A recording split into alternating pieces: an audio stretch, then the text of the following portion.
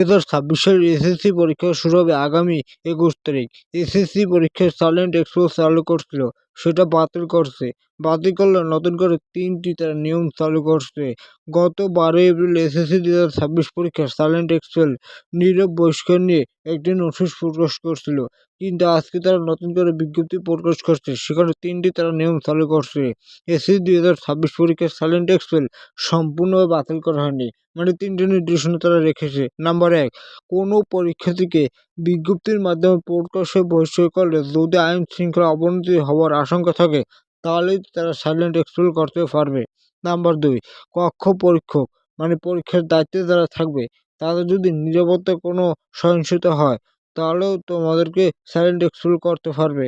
Number 3, কোনো কর্মকর্তা বা কর্মচারীর দায়িত্বে নিয়োজিত মানে কেন্দ্রে নিয়োজিত আছে, তাদের নিরাপত্তা বিঘ্নিত হওয়ার যদি আশঙ্কা থাকে, তাহলে তারা সাইলেন্ট এক্সপ্রেস করতে পারবে। আশা করি বিষয়টা বুঝছো। এই নতুন 3টি নিয়ম তারা চালু করছে। তো তোমার যে কোনো প্রয়োজন হয় হোয়াটসঅ্যাপে নক দিতে পারো আমাকে।